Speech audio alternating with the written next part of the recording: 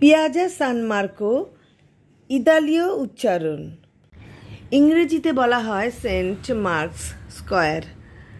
এটি ইতালির ভেনিসের প্রধান পাবলিক স্কয়ার, যেখানে এটি সাধারণত লা পিয়াজা নামে পরিচিত।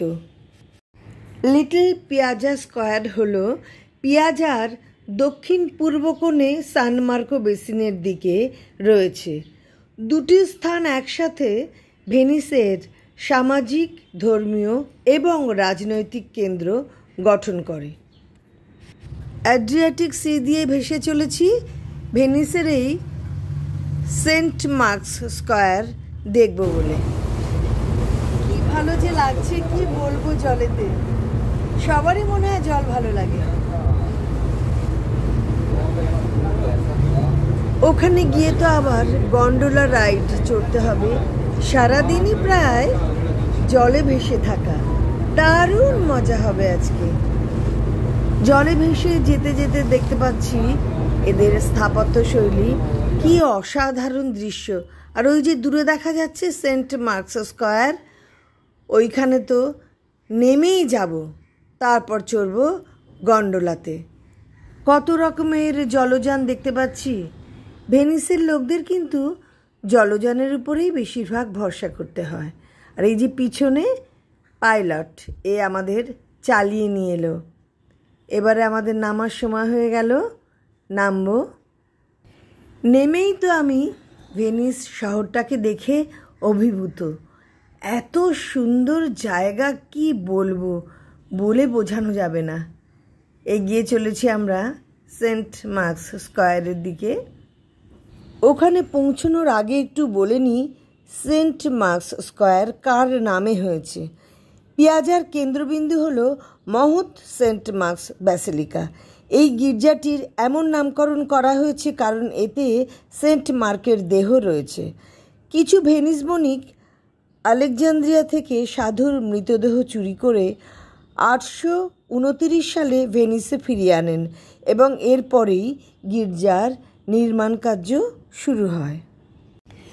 মার্কের সমাধি রয়েছে খ্রিস্ট ধর্মের 4 ধর্মপ্রচারকদের মধ্যে একজন। সেন্ট মার্কের ব্যাসিলিকা অন্যতম। ব্রোঞ্জ এবং মার্বেল মূর্তি দিয়ে সুন্দরভাবে সজ্জিত, এটি ভেনিসের গর্ব এবং ইতিহাসের প্রতীক। সেন্ট মার্কস ব্যাসিলিকা ভেনিসের সবচেয়ে বিখ্যাত আকর্ষণ। এর জটিল কাঠামোর কারণে রেনেসাঁ সময়কালে নিয়ে যায়।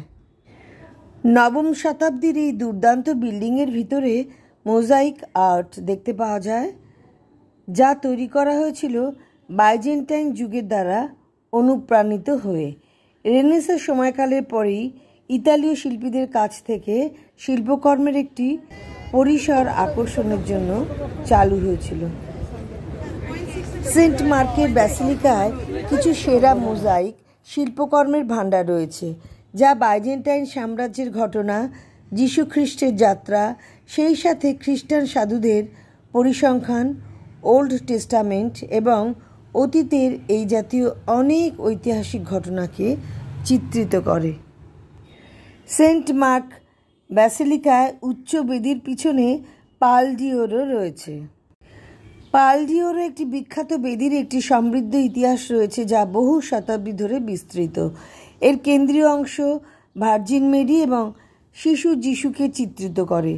10 শতকের বাইজেন্টাইন যুগের বাইজেন্টাইন কারিগরদের দ্বারা তৈরি, এটি সময়ের সাথে সাথে রত্নপাথর, সোনা এবং অন্যান্য উপাদান দিয়ে অলঙ্কৃত করা হয়েছিল। এই স্কয়ারে রয়েছে প্রচুর খাবার দোকান, রেস্টুরেন্ট, ঘুরে বেড়ানোর জন্য আদর্শ জায়গা।